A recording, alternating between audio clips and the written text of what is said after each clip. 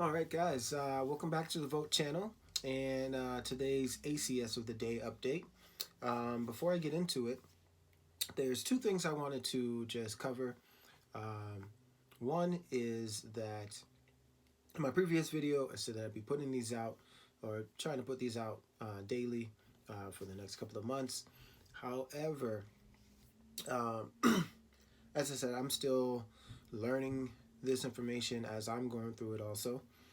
And I'm also learning how to um, edit my videos and deal with YouTube and things of that nature. So as of right now, once a day just isn't really practical because there's a lot of information to cover. Even this one's going to take about 20 minutes or so. Actually, 28 minutes. So that's number one. Right now, I'm going to attempt to do once a week at a minimum. And then as I get better, as I get more knowledgeable, as I get better with my videos, I get closer to getting them out once a day if I can. But as of right now, definitely once a week is more practical. The other thing is, so right now you'll see a split screen. I have gotten myself an iPad. And now I have all my information pretty much right on the iPad versus doing it on the computer. Also, you can get the stuff hard copy, but we're transitioning to a digital world, and it's just very convenient to have it on the iPad instead of carrying 4, 5, 6 books. I can have all those in one little tablet and one device. So what you'll see now is I have an app for the FAR. I also have it's the FAR AIM, Aeronautical Information Manual. And then I have the document for the ACS on the other side of the screen. Now, we'll be going to a couple of websites still because there is some information that still is not all on the FAR. Mind you, if you look at the top underneath the task, right? Today we're going to be looking at airworthiness airworthiness requirements. So right underneath that is references. So I didn't mention this in my last video either. You'll have references for each task, and they give you a good guidance as to what you need to go look at regarding this specific task. So this airworthiness requirement and everything that's contained within it. However, there are some things that are missing from that, and it's a lot more information than we can cover in kind of a compressed video. This is really just to get you, the ACSs of the day are just to get you a good basis to start reading up on this information. There's so much more that you're going to have to cover. This is just to kind of give you a leg up towards the right direction. And specifically, we're going to focus on the FARs, how the ACS relate to the applicable FARs, because the FARs govern everything else, every other supplement that's out there. So if you look at the top of this one, reference 14 CFR parts 39, 43, 91. So we'll be looking at those, but there's also some parts specifically for this task that aren't in here, which I think are very important because they apply. Then you have FAA H8083-2 and FAA H8083-25. So as we scroll up to the last task, which we covered last week, right? Underneath you have references, parts 61, 68, 91. Then you have those other two documents, and then you have AC, which is advisory circular. All right. Now, again, as I mentioned, I'm only going to focus on the FARs. There's, again, so much more information, but that's what I'm going to be focusing on. So as you get to this on the screen, I have some of these pulled up already. First one is advisory circular, but we're going to get back to that. As you look at the top of the screen, I have the Pilot's Handbook of Aeronautical Knowledge. The other one, which is actually your Risk Management Handbook. So as we go into that, you can note at the top is FAA 8083-2. Okay, this is your risk management handbook, and so there's information in this handbook that also applies to those tasks. Now, that's again a lot of information that you're going to have to cover, or you're going to have to look up on your own. Um, but we're not going to cover that in the videos, because then each of these videos would be over an hour long, and most people just don't have that much time. So there's a lot that you're going to have to continue doing on your own. All right. And if you come back, we look at the other one, Pilot Handbook of Aeronautical Knowledge. Underneath it, FAH 8083-25. Okay. And then you have these contents here, which you can click on, and again, more information that relates to that task. But we're going to be focused specifically on the FARs. All right. Now moving on to advisory circulars. What is an advisory circular? Here's the Wikipedia definition, right? You have refers to a type of publication offered by the Federal Aviation Administration to provide guidance for compliance with airworthiness regulations, pilot certification, operational standards, training standards, and any other rules within the 14 CFR Aeronautics and Space title. So I just wanted to focus on this for just a second. The first portion that it refers to is the compliance with airworthiness regulations. Now, as I said, today we're going to be focused on airworthiness requirements, right? So going back into our our document here, airworthiness requirements. And as you can see underneath the references, it does not reference any ACs. So underneath here, we're talking about airworthiness requirements. Our ACs reference compliance with airworthiness. However, it's not referenced here. And if we do scroll up onto, again, our last week's video on the pilot qualifications, you'll see underneath here, under the references, they do have an AC listed as a reference.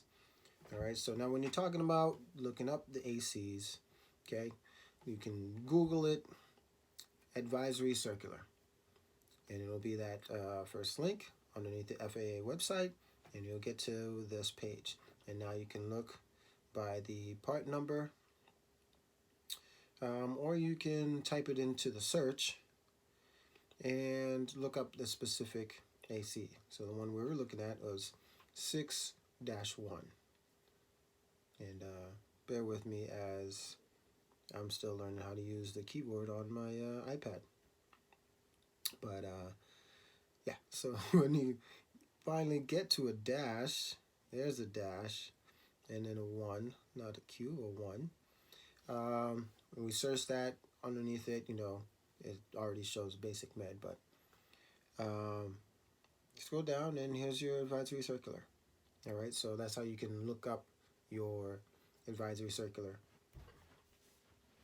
All right, moving on. So yeah, those were the main two things that I just wanted to mention. Was that again, videos are going to be once a week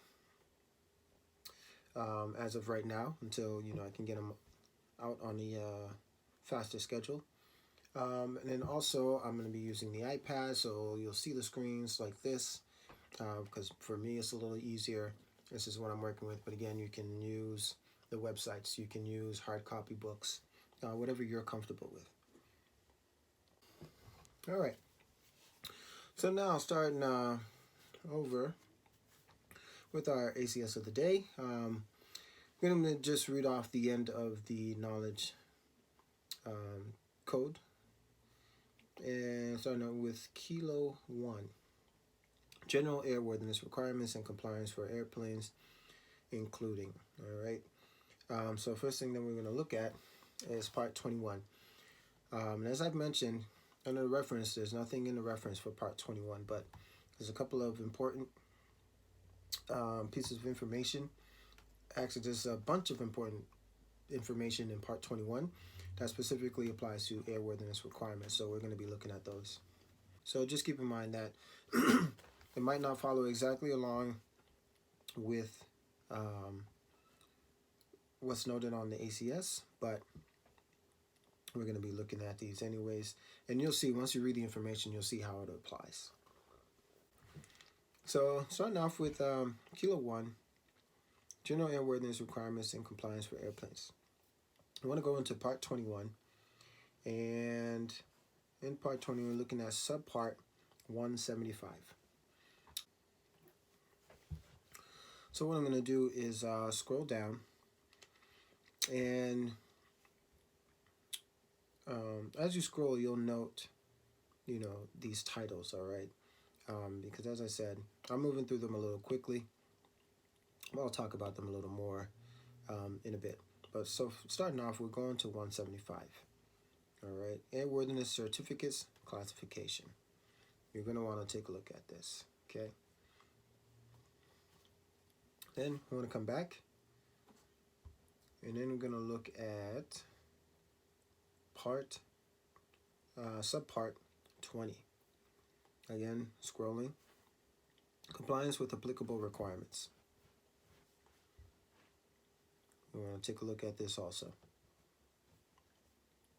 And this is, again, just the general information on airworthiness requirements. Then you want to come back, going back out to the parts, and you're going to Part 91, General Operating and Flight Rules. You're going to be looking at Part 91 a lot, so get familiar with it. But specifically for this one, we're looking at Subpart 7, Civil Aircraft Airworthiness. All right. Again, General Airworthiness Requirements, so this is why this applies. Next, we want to look at, again, going back to Part 21, and then we're going to look at Subpart 21. Issue of Type Certificate, and then you'll see the categories. All right, and then you're going to want to know all this. And now specifically when you're looking at this, I just want to highlight for a quick second on Alpha. An applicant is entitled to a type certificate for an aircraft in the normal, utility, acrobatic, commuter, or transport category for a manned, free balloon, special class of aircraft, or an aircraft engine or propeller if A, the product qualifies under 21.27. So you're going to see these a lot where it has a link to another part and subpart, another code within the FARs. And what you want to do every once in a while is to click on those to see how it applies or if it applies. So specifically for 21.27, okay, when you click on that, it'll bring you to this. Issue of Type Certificate, Surplus Aircraft of the Armed Forces. So we know that doesn't apply to me. And that's not going to apply to the most people that are going for their pilot's license. They're doing it most likely under general aviation. So now that we know that, we can go back 21, and then continue reading. But prior to, again, if you just look at it and you've never seen that before, you have no idea. So now going to 1 Alpha. Certificate, location, and expiration dates. All right, I'm going to go to Part 91. Then we're going to scroll down to Subpart 203. But as you're scrolling up and down, you can look at the titles and then see things that you're most likely going to come in contact with again. All right, but again, so right now we're just looking at Subpart 203. Civil aircraft certifications required, right? Because we're looking at 1 Alpha, certificate location and expiration dates.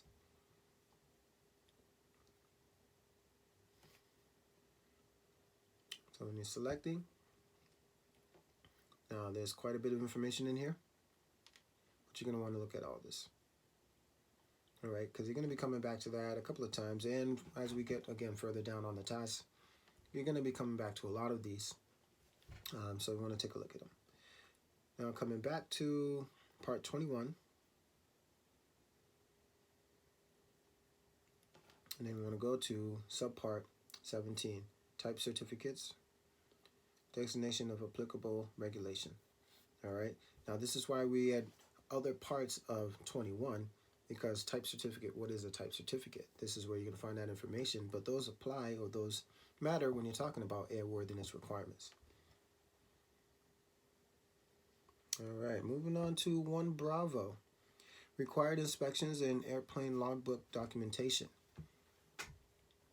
So we are going to be back in again to part 21, and now this is our 3rd or 4th time going into part 21, and it wasn't even referenced in the references on the task list. So just keep that in mind. Part 21, we're going to subpart 33, inspection and tests. What are we talking about? Required inspections. So here's information that you want to look at. You want to back out. You want to go to 43, part 43, so back out one more. Maintenance, preventive maintenance, rebuilding, and alteration. And then you want to look at subpart 9, content, form, disposition of maintenance.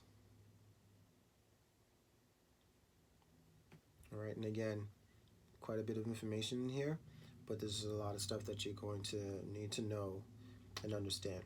All right, so take a look at that.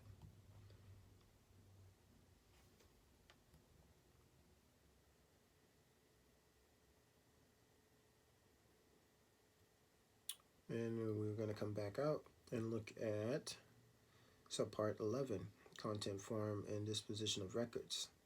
Same thing here. Quite a bit of information, but stuff that you're going to be coming back a number of times. We're going to come back to this specific subpart. All right, moving on to 1 Charlie. We're going to be looking at airworthiness directives and special airworthiness information bulletins.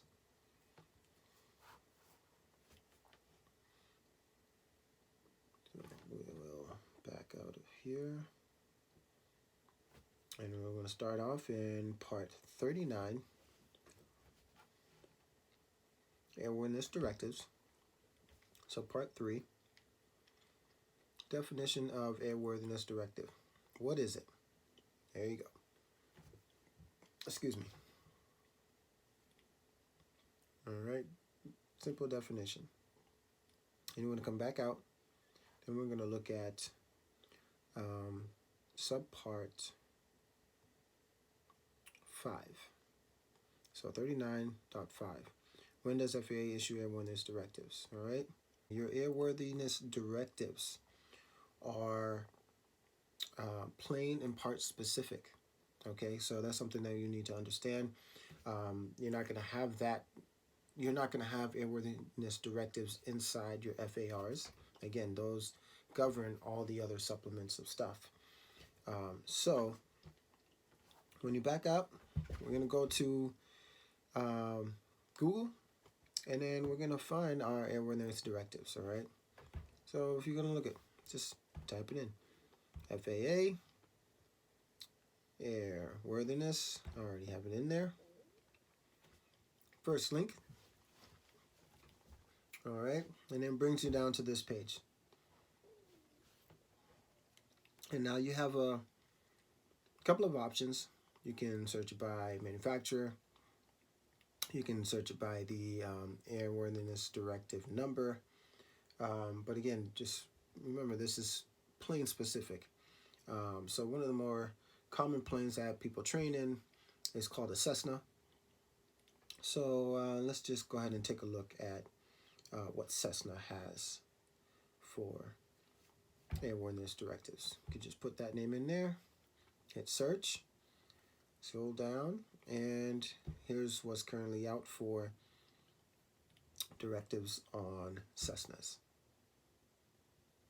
All right, pretty simple. How to find that. Now, the other thing that you'll be looking at is the special airworthiness information bulletin, right? So let's just see if we can, once you're on the FAA page, you can just take a search in that, SAIB, and it's right underneath. Or if you're specifically looking for that, you can Google it, and it'll bring you to the same thing. It'll get you to a link that'll bring you to this. Right? Here's a link, special airworthiness information bulletins. And simple page. if you're going to search for something, over off to the right, you'll see search for SAIBs. All right, if you click that link, it's going to bring you to this page. And again, another simple page, but off on the left side now, you have current SAIBs. You can search it by number, by issue date, by make, model, by product. All right, and that covers that. That's how you will search for your airworthiness directives or your SAIBs. Moving on to 1 Delta. Purpose and procedure for obtaining special flight. Where we're going back into 21. Scrolling down to 175, which we were looking at earlier, right? Now, if you read the whole thing, you would already know where to find the special flight permit information, or some of it at least. But you're looking at specifically paragraph B, special airworthiness certificates are primary, restricted, limited, light sport, and provisional airworthiness certificates, special flight permits, and experimental certificates. All right, that's your first piece of information on your special flight permit.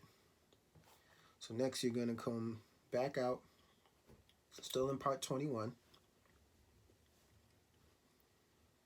and you're going to look at the subpart 197, special flight permits. Again, I just want to mention how none of these 21s is underneath the references, which is interesting, but I'm sure it's something that'll probably be updated eventually on the ACS. But yeah, so we're going to go right into subpart 197, special flight permits. You're going to look at that information. All right, it's quite a bit of information. And then from there, you're going to back out, and then you're going to look at subpart 199, issue of special flight permits. You want to look at that also. All right, moving along to Kilo 2, pilot perform preventative maintenance. All right, so first thing is we want to get into the maintenance portion, which is part 43. And then we're going to start off at subpart 3, persons authorized to perform maintenance. All right, and here's another one, quite a bit of information. But as we said, we're going to need to know this, right? So when you read it in its entirety, you end up covering some other objectives or other task knowledge portions of the task further down the line. All right, so take a look at that information. And again, as you saw, or as you can see, there's no right starting at the beginning except as provided in this section and 4317. We take out 4317 and blah blah blah, products by certain Canadian persons. So I am not a Canadian person. It doesn't apply to me. So you can look at the title and see, does it apply to you? So we know that doesn't, and then we can continue reading on. All right, so also on K2, we're going to come back, and then we're going to look at subparagraph, 7.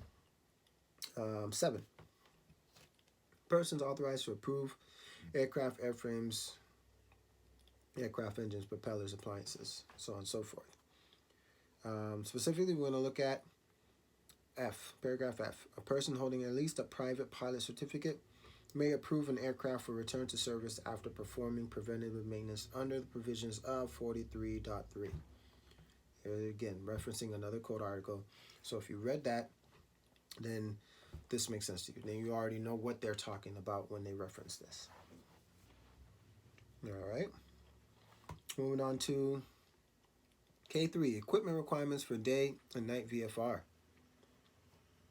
So starting at part 91, we're going to scroll down to 205, subpart 205. That's what we're going to be looking at. And again, as I mentioned, scrolling and looking at titles, right? Looking at 129, 130, 131, the class of airspace. That's something that you're going to need to know. So if there's something that was on your mind before, and as you're scrolling, you see it, go ahead and stop and take a look at it. Read it. But we're looking at right now 205, powered civil aircraft with standard category U.S. airworthiness certificates.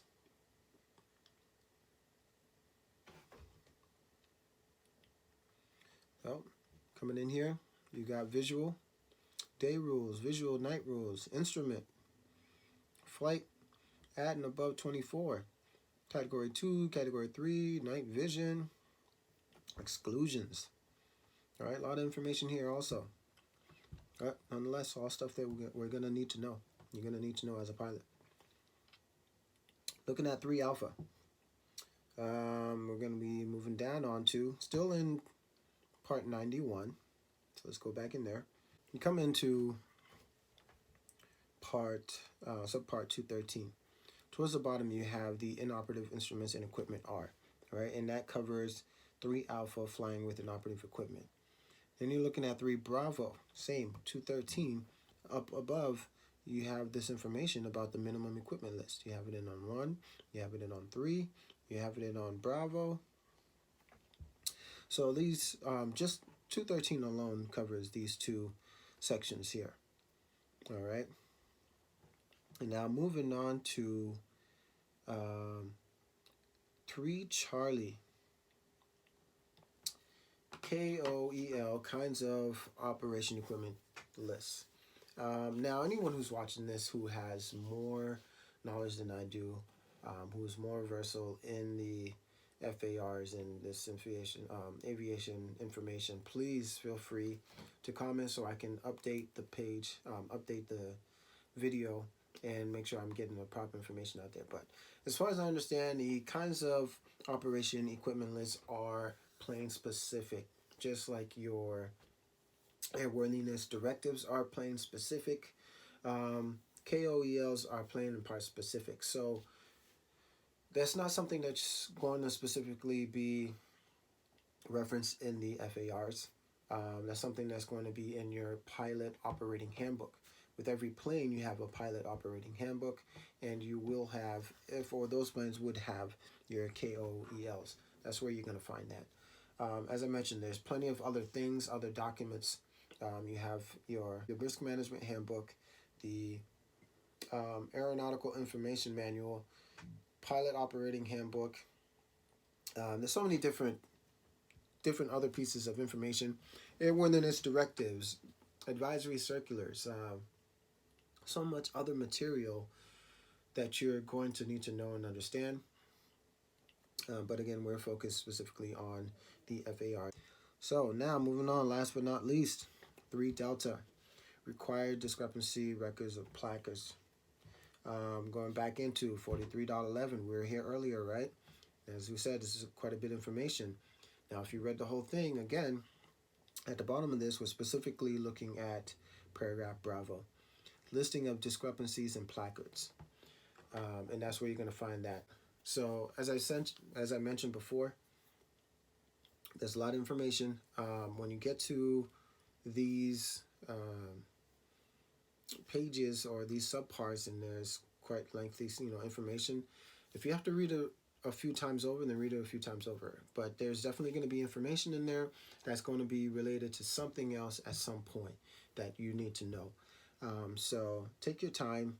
There's a lot of studying to do, and you got a lot of work ahead of you.